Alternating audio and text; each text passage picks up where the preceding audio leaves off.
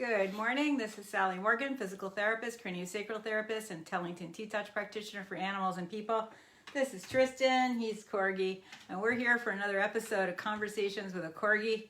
We've had several days off because of a grocery store run, going to dog school. Then we went away for a couple of days, which we desperately needed because the population of slithery things around here continues to grow.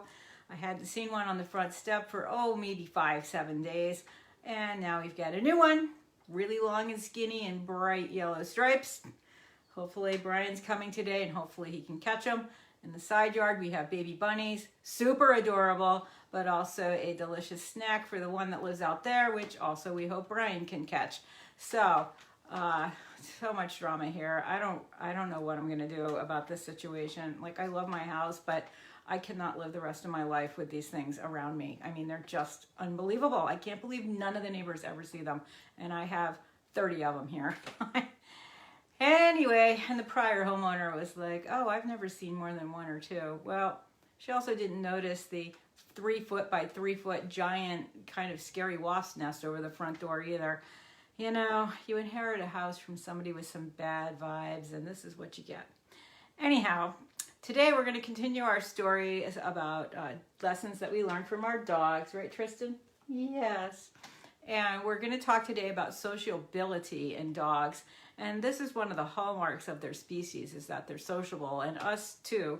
Although, of course, there's outstanding individuals on both ends of that spectrum. And what is being sociable? It is participating in society, being social. It's participating in interactions with others, basically. It's being more affiliative than defensive, meaning you seek out affiliations and you want to be with others, as opposed to hiding under a chair and not wanting to be with others. And of course, we all know people and dogs that are on that end of the spectrum as well. But dogs as a species in general are very sociable. They want to hang out with each other. They want to hang out with us. And this is an important thing. I mean, right now with COVID and social distancing and going back to work and still trying to social distance, our normal tendency is to be sociable. And we have to override that and change how we interact in the world. And it's hard. It's hard for everybody, even the person or dog hiding under the chair being defensive.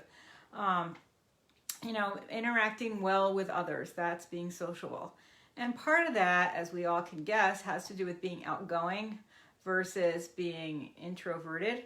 And, it's interesting because independently, my sister and I have both determined that we are introverts, but we force ourselves to be extroverted. And people that know us don't believe that because they think we're just extroverted. But in fact, we are not. It is not natural. This is, of course, why people use recreational drugs and adult beverages, is to increase their sociability, because we're just so nervous. And why are we nervous? Because we're afraid of what other people will think. We're afraid we won't be liked. And why is that? Because we want to be sociable. We want other people to like us. Dogs want other dogs to like them. They want to fit in. They want to be part of a group, a pack. And I think my best examples of this, Clementina and Rango are best buddies, especially when a stick is involved. Very social. See? That's good, Kurt. My dogs have always done that too. I've taught all my puppies to retrieve by throwing a stick, and the new dog will wait for the puppy to grab the stick and they retrieve it together. 3 or 4 throws, the new dog learns to retrieve. It's a miracle. And I love that that's something my dogs have passed on to each other. And Tristan now, he loves to run, but he doesn't like to bring back. And so people, as snarky as he is, and he sounds fierce, part of that was that he was taught to be fierce by various people on the giving of the stick. Once it's thrown, whatever. If the other dog gets it, that's fine. I'll just run after him. It's all about the running for Tristan. And part of that is the sociability. For him, a stick game is better with 2 than 1 because then somebody else can bring it. And we just spent some time with our little friend Peanut, the dachshund, who lost his brother Aiden, and it was so interesting. It's always interesting watching the two of them play because they really, really love each other. And if Tristan had the toy and he was bringing it back and Peanut looked kind of like he wanted it, Tristan just dropped it, which people find amazing because Tristan is so possessive when you're trying to get it back from him and he will give it to you, but he just makes all this noise that terrorizes people. So they think he really wants it and that the other dog's going to be killed. But no, Tristan wants to share. He wants the other dog to bring it because he doesn't get a thrill out of that, and they do. And the other interesting thing was when they were together, so we're sitting on the beach and dogs and people walk by, and you start to know what your dog's going to like and what he's not going to like.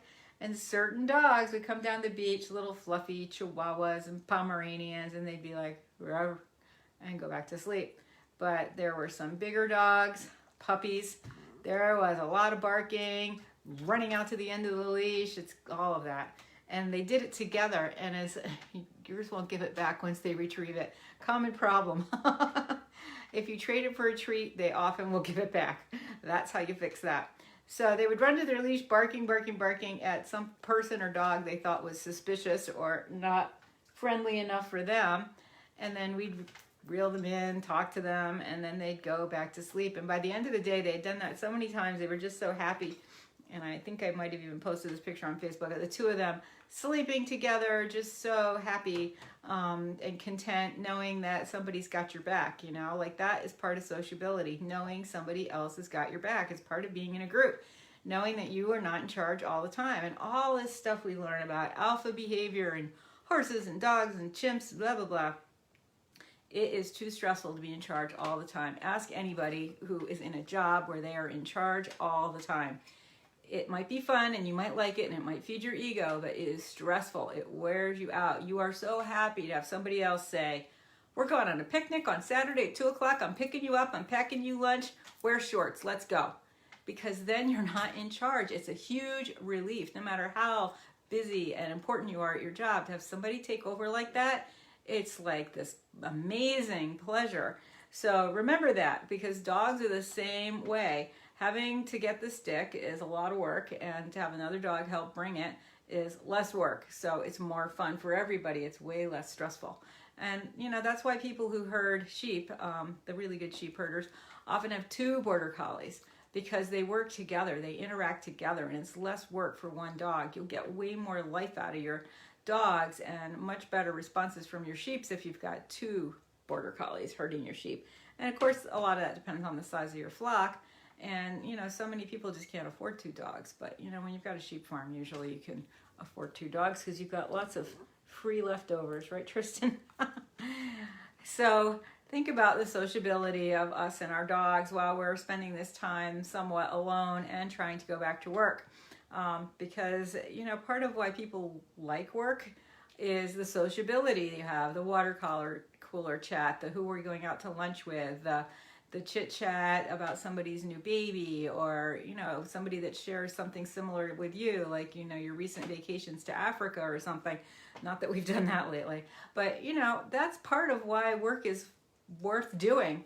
And part of the worthwhileness of work is the sociability of what it is you do. For instance, I was a teacher for a long time, and teaching is sociability. You've got to help those kids learn to interact. You got to help them interact with each other, and you are interacting with them and your colleagues all day long. And to do that in a positive, cooperative, not defensive, grumpy way takes a lot of skill and patience. And that goes to any relationship, family relationships, same thing. That's why we need to have 2 corgis. It's an untold law. Oh, Kurt, if I could only find another little red one. It's so hard to find them. I've met fluffies, I've met enormous corgis, but yeah, I think that corgis are sociable, and they do like to have each other, and they do like to have another dog. And my friend had a husky, and she used to say that she got her first Chihuahua because it was unthreatening, and it was little, and it was like a pet for her husky. And she believes, and I think she's right, that husky lived a couple more years because the Chihuahua was there. And dogs really do take on the responsibility of helping the new dog learn to be in the house. Like, there's certain rules they have about when they go out, when they come in, when you can have a treat, when you can't, games that you play, behavior you can have. You can lay on the sofa, you can't chew the sofa, and they really take it on themselves to help the new dog learn that. And that's part of their sociability, is that kind of interaction. So that's a big lesson we can learn with dogs, and it's something that we were supposed to learn in kindergarten or preschool, how to work and play well with others. Work and play well with others. We don't do that enough. We don't remember that enough. Work and play well with others. You know, there's all kinds of disagreements on Facebook and in the news and in our society and around the world. But the bottom line is work and play well with others. Disagreeing doesn't mean that you have to be angry. You can agree that you disagree and find other things that you do agree on and move on. That's how you get a deeper relationship, and that's how you get more sociability, which we all need. So thanks for joining us for this episode of Conversations with a Corgi, where we talked about sociability that we can learn from dogs and, you know, other species, horses, animals that travel in groups, chimps and bonobos and others, you know, wolves. And I've got interesting things going on behind my house besides the snicks. So there is a fox vixen looking for her husband. You know, they mate for life, so I don't know. I guess he's out rambling, or maybe she's got puppies. But she has been doing these weird kind of barks and huffing, snorting sounds. It sounds sort of like, my friend thought it was a moose. It sounds sort of like a horse. But after Googling various animal sounds, I have determined it is a fox. And she was out there this morning doing her little barks. And I know this is the time of year when the puppies are coming out, and I think they're kits when they're foxes. And they're learning things, and she's probably got a lot to say to the little guys. And it's kind of delightful to have her back there. I wish she would come and eat some of the other things in my yard.